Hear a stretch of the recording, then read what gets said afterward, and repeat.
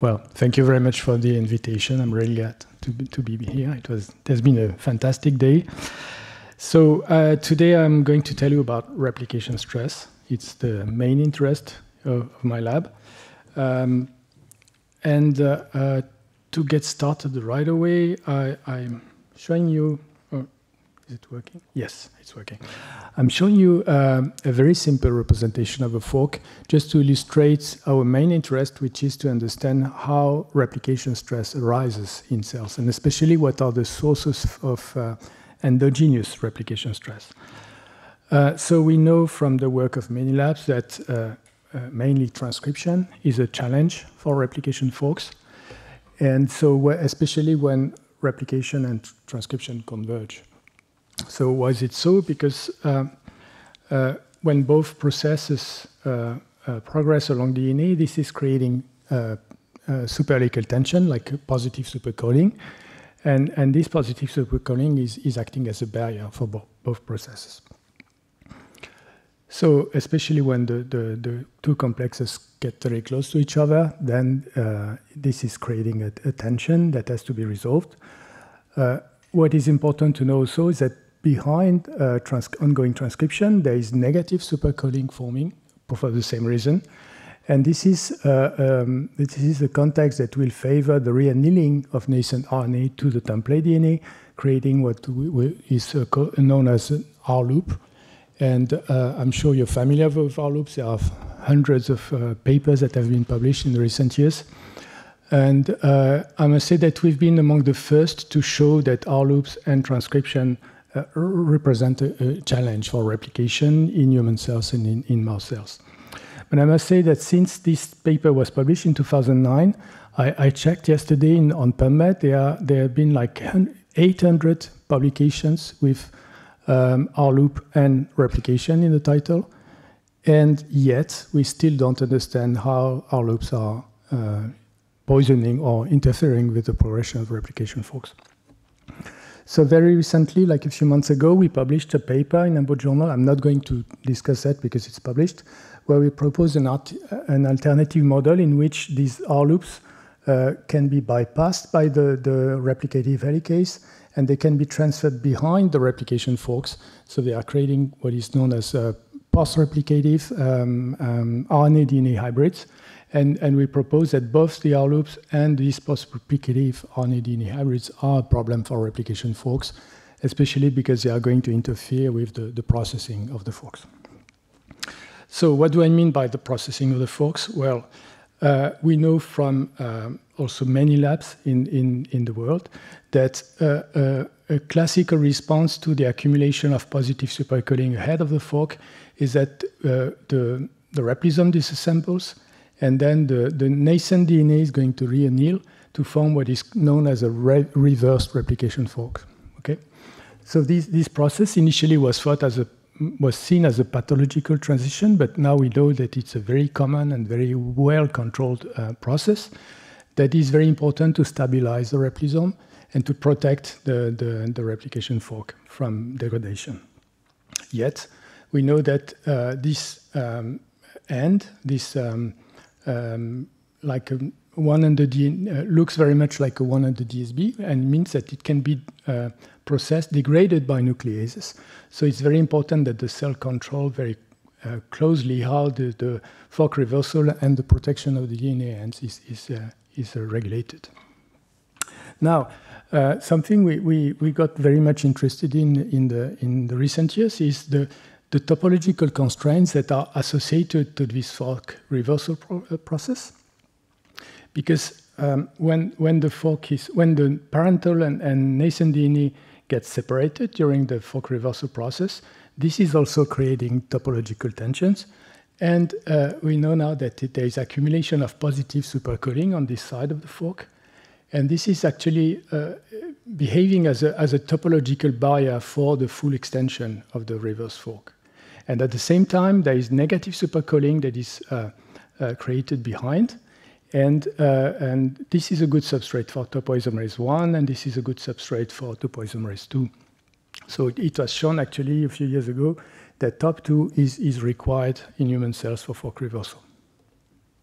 Now, what we've learned from the people studying chromosome condensation is that this structure is potentially dangerous because you know that TOP2 is a pretty stupid enzyme. It will, whenever two pieces of DNA are close to each other, it will be transferred on the other side, which means that potentially these structures can create a lot of catenanes and knots.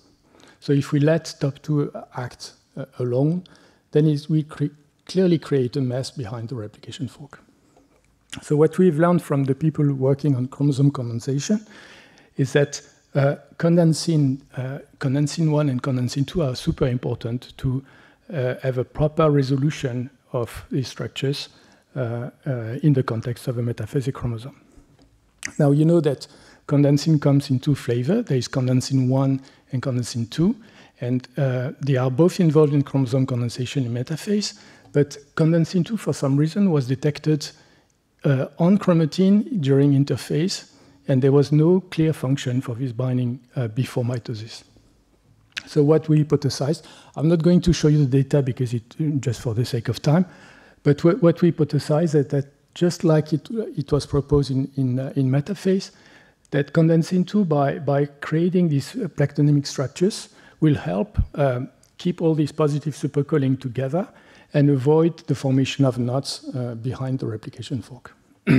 And we have data in yeast and human cells that indeed, in the absence of condensin 2, the fork reversal process is not working very well. Now, there is also negative supercoiling on the other side. And this is a problem because you see that there is a large chunk of single-stranded DNA that is exposed. And for instance, if you have inverted repeats there, this is going to form hairpins, and this is going to be a problem for the restart of the fork. So it's important to limit this amount of single-stranded DNA. And there again, there is an activity associated to condensin 2, which is to re-anneal single-stranded DNA. And so what we propose is that condensin 2 is also acting on this side of the fork to convert open DNA into negative plectonyms. And all that would be important to resolve the superhelical tension and then let the fork reassemble and restart. So this is the work that is almost finished by Megan Damota, a PhD student, under the supervision of Armel Langron in the team, who's a senior scientist. And we are in the process of wrapping up the story, and I think we have a pretty good case here that condensin 2 is doing something new during replication, which is the stabilization and the regulation of these reversed replication forks. So why am I telling you all that today? Well, because for the next point that I want to make, I will keep the structure of the fork in a very simple drawing. And so forget about all these gymnastics, but just keep in mind that whenever the fork stalls, there is a lot of things happening at the nascent DNA. And it's extremely complex, and there are many enzymes and nucleases involved. So the point I want to make here is that whenever the replication fork poses, whatever the cause of the replication block, whether it's a drug, whether it's transcription, whatever, the fork to be stabilized and restarted and signaled need to be processed. And there are nucleases involved that are going to digest nascent DNA to expose single-stranded DNA. And this is the part of the process to activate the checkpoint and to restart the fork. So how does it work? Well, I told you that there is this resection process that has to be very tightly controlled, and it's a process that is prevented by BRCA1 and BRCA2 together with RAD51. This is important to generate single-stranded DNA, which is the main signal for ATR activation and for the activation of the replication checkpoint. And the single-stranded DNA, that's something we've shown in yeast, is important to load the coenzyme complex at the replication fork. And this is important to keep the two sister chromatids together. If you need to engage recombination, this will avoid recombination with ectopic sites. Okay, so some years ago, we got interested in a protein called SAMHD1 that was known in human cells to be an HIV restriction factor and also a DNTPase. And it was known at that time that it was acting as a DNTP hydrolyzing complex by forming this tetramer. But this was very specific to non-cycling cells. And once the cells go into S phase, then SAMHG1 would be phosphorylated by cyclin ACDK2. And then there would be a new version of the protein, a monomeric version that lost the DNTPase activity. So since we were interested in replication, and DNTPs are very important for replication, we started looking a bit more into that. And we confirmed that indeed there was no clear function associated to this monomeric version in terms of DNTP regulation. But yet, and a bit by accident, we found that there is another activity associated to SAMHG1 in S phase, which is to act as a cofactor for the MR11 nuclease. So we showed in vitro, it was a collaboration with many labs, but we could show that in vitro it stimulates the exonuclease activity of MR11. And so we proposed that it was acting together with MR11 to promote the resection at the fork. And indeed, we could verify that by many different approaches. Now, what was really exciting in this story is that when SAMHG1 is not there, then there is another phenotype that is revealed, which is that when SAMHG1 is not there, MR11 and RACU1 are acting in another way. There's a new pathway that is involved, in which instead of degrading nascent DNA is going to be cleaved. Eventually, it will accumulate in the cytosol, and there it will activate the cGAS-STING pathway and drive the production of type 1 interferons and pro-inflammatory cytokines. And this, in a way, explained the phenotype of Aicardi-Gouttière patients, in which, in the absence of SAMHG1, there is a constant production of type 1 interferons that eventually lead to massive inflammation in the brain and causing the death of the patients. So this was really interesting because for the first time we could directly connect stalling of replication fork with the inflammatory responses through the production of cytosolic DNA. And as you heard from Sophie just before, this is important because it extends in a way the signaling of DNA damage beyond the cell boundaries. So in other words, normally we would consider that replication stress or DNA damage is generating a signaling that is restricted to this cell. But now with the extension of this pathway to the cGAS-STING pro-inflammatory response, then you can get the production of type 1 interferons that will eventually attract the immune cells in the vicinity of the tumor cells. And this will promote the immunogenic cell death.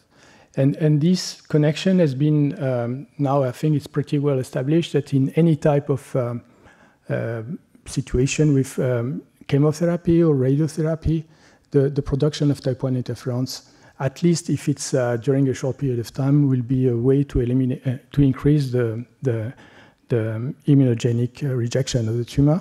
Of course, if it persists over a much longer period of time, then this is a problem because this is promoting many bad things like metastasis. Okay, so this was published a long time ago. So since then, we started looking into this question from a slightly different angle, still connected to cancer, but now in the context of oncogene-induced senescence. So why was this interesting for us? Because you know that in oncogene-induced senescence, if you activate an oncogene like RAS, an oncogenic version of RAS, for instance, this is going to create replication stress through the induction of hypertranscription and through the formation of OR loops. So this is basically what I showed you before. Under these conditions, there will be much more active genes, deregulated replication, and many more conflicts between replication and transcription, then increasing replication stress, activating the DNA damage signaling, and eventually driving cells into senescence. Okay, so that was known for many, many years. But more recently, there are a few papers that came out implicating the cGAS-STING pathway in this senescence process. So this was considered completely independently of the DNA damage signaling. And so the question, knowing what we observed in the context of C-gas depletion, the question we ask is whether these pathways are indeed two independent pathways contributing to senescence, or whether somehow they would be connected together. So in the context of RAS induction, so if you assume that RAS is going to increase transcription replication conflicts, then we would expect to have more replication stress driving senescence, the classical pathway.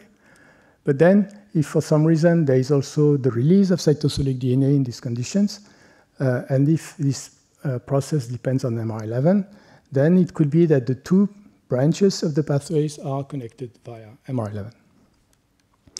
So to remind you that in this SAMSG1 paper, what we showed is that indeed we could detect an increase of cytosolic DNA in response to replication stress. But if we would treat the cells with mirin, which is an MR11 inhibitor, then we could suppress completely the production of cytosolic DNA. So we thought, okay, if we treat the oncogene-induced cells with mirin, could we suppress this pathway completely? So this is the experiment. So this is the work of a postdoc, Hervé Techer in the lab, and a senior scientist, Yali Lin. So what they did was to use a very simple system, BJ cells, immortalized human fibroblast, overexpressing RAS in an inducible manner.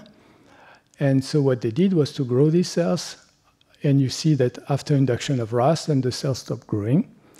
The control cells treated with mirin or DMSO, they grow, but at a slower, a normal rate. And now if we add mirin to these cells, then you see that we completely restore the proliferation of the cells. And this was done with BJ, but we confirmed that with many other cell lines, and it's a very robust result. So then we went on to look at other features of senescent cells. So for instance, the induction of beta-galactosidase. So you see that in the control cells that express RAS, there is an induction of beta-galactosidase. And if we treat the cells with mirin, then we lower the beta-gal induction to the background level. We looked also at the replication fork speed. You know that RAS induction is causing replication stress, so the fork is slowing down. So that's what you can see here. These are the cells that overexpress RAS upon DOX induction. You see there is a slowdown of the replication fork compared to all the controls. And if we add mirin to these cells, then we restore almost completely the normal speed of replication forks. So indicating that somehow MR11 is involved in the slowing down of the fork in response to the oncogenic treatment. And if we look at micronuclei as a consequence of replication stress and also as a source of cytosolic DNA, we see that again, the oncogenic stress is inducing micronuclei, and if we add mirin, then we suppress it completely. So what we propose is that actually these two pathways are not fully independent, but probably C-gas-TINC is induced by the cytosolic DNA that is generated as replication stress sites by the activity of MR11. So we thought that if we want to solidify this model, we have to be able to modulate the cytosolic DNA part of the model independently. And we thought that we could use TREX1. So what is TREX1? It's a nuclease that is naturally present in the cytosol of any cells. And it's there to degrade cytosolic DNA or to keep it to a non-immunogenic level. So what we did was we thought about overexpressing TREX1 in the cells that are exposed to oncogenic stress. And the prediction would be that this should suppress the senescence process. And what we did also was to overexpress a dominant negative version of TREX1 called D18N, which is interesting because since TREX1 is acting as a dimer, when we overexpress this dominant negative, this catalytic version of TREX1, then we get a dominant negative effect. So this is the experiment. So again, induction of beta-galactosidase by RAS. And at the same time, if we overexpress TREX1, then you see that we suppress the beta-gal activation, which is fine. Now, if we combine RAS induction and the dominant negative version of TREX1, the prediction is that we should have even more cytosolic DNA, even more activation of C-gasting, and indeed we get a much stronger senescence process. Now, what is really interesting is this data here, because this is a situation where we only deplete TREX1 activity from the cytosol without inducing the oncogene. And yet, you can see that we have an induction of the senescence process. So if we look at, for instance, the interferon genes, you see that many of them are induced simply by inhibiting TREX1 activity, which we don't see if we activate TREX1 alone. So this is really surprising because it's a situation where we haven't created any replication stress. We have no RAS induction. And it looks like if we bypass this part but just generate cytosolic DNA, then we can induce senescence. And this was quite unexpected. But then there was a paper that came out that suggested that some interferon-stimulated genes, and especially a gene called ISD15, when overexpressed, is sufficient to induce replication stress in cells. And this is the work of Lorenz Appenengo in Zurich. So somehow it looks like the two branches are not only connected like that by MAR11, but there is also a feedback loop in which the type 1 interferon and interferon-stimulated genes are cycling back on replication stress to activate it. So how can we test that? Well, we thought that maybe we can bypass completely this part and this part by directly feeding the cells with interferon beta, and then we ask whether this would create replication stress and DNA damage. And indeed, that's what we observed. So this is, again, a fiber experiment where we measure the speed of the replication fork. You can see that when we induce RAS, we have a slowdown of the fork caused by the oncogenic stress. But here, the cells that are not expressing RAS, they are simply exposed to 50 units per ml of interferon beta. And you see that the speed of the replication fork is even slower than the oncogene alone. And this is interesting because it's really acting in a dose-dependent manner. And it's also inducing DNA damage that we could measure with a COMET assay in a dose-dependent manner. And it's also increasing the frequency of micronuclei in a dose-dependent manner. So interferon beta per se is sufficient to induce DNA damage. And you see here that it's also affecting the proliferation of the cells. So simply by adding interferon beta, we completely stop the proliferation of the cells independently of the activity of RAS. And we also induced beta-galactosidase activity. And finally, and this was an experiment that was suggested by a referee, and it's a very smart experiment, so we are glad that we did it. What we did was to, because of course when you add interferon beta in the medium, we had a lot of, very high concentration. It's probably not very physiological. So what the referee suggested is that in cells that overexpress RAS, what if we use an antibody that would block the interferon receptor, interferon beta receptor?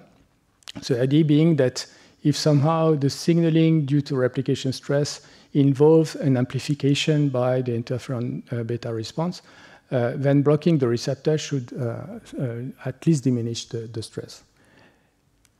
And that's exactly what we observed. So these are control cells treated with the antibody against the interferon beta receptor. These are the stress cells with the RAS induction, so the replication fork slows down. And you see that if we block the interferon signaling, then we largely reduce the replication stress induced by RAS. As if the interferon beta in a cell-autonomous or non-cell-autonomous manner, maybe it's also acting on the neighboring cells, is contributing to this replication stress. And again, if we look at the beta-gal activity, we have also reduction by blocking the interferon beta receptor, and so on and so forth. So yeah, so this is the final model. So what we propose, and the paper was very recently accepted for publication. So what we propose that indeed there are two pathways, or at least two mechanisms. The classical one that signals, induces senescence through the classical DNA damage signaling, caused by replication stress. But on top of that, we propose that MR11, through the production of cytosolic DNA, initiates a feedback loop that will also contribute to replication stress and somehow amplify this response to increase the senescence process. And to finish, something I wanted to mention, I just wanted to tell you a word about a study to which we contributed, which is it's a non-cancer related situation. So it's a collaboration with Sophie Hu at the Hôpital Mondor in Paris. And Sophie is studying a disease called, I never managed to say it, so we also call it Verneuil disease. So let's call it Verneuil disease. So in this disease, it's an inflammation of the skin that is initiated by an inflammation of the base of the follicle. So basically oh yeah, and it's a very debilitating disease, no treatment, very severe, very painful. The only way to treat the patient is to engraft part of take the skin on another part of the body and replace the lesion with the new skin. So what Sophie found out is that in the stem cells, what they call the bulged stem cells, there is for some reason that we still don't understand, there is a hyperproliferation. And associated to this hyperproliferation, there is a very strong induction of interferon-stimulated genes. And you see that the one that is the most highly overexpressed is precisely ISD15, which is the one that deregulates fork speed and induces replication stress.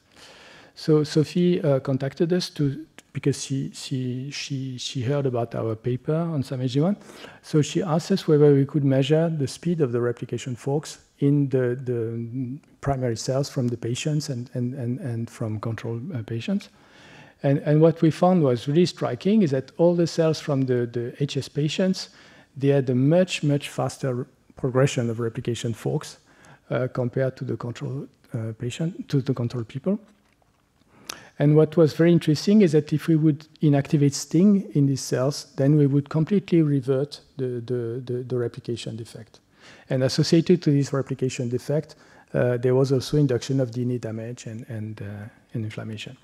So what we propose in this paper is that there is associated to this hyperproliferation of these stem cells, there is faster replication that is associated to replication stress that leads to the accumulation of cytosolic DNA that would activate the STING pathway. This time it depends on IFI16 and not cGAS. This would create more IC15 that would even further accelerate the forks and so on and so forth. So you have a very similar amplification loop that in this case leads to this very severe disease.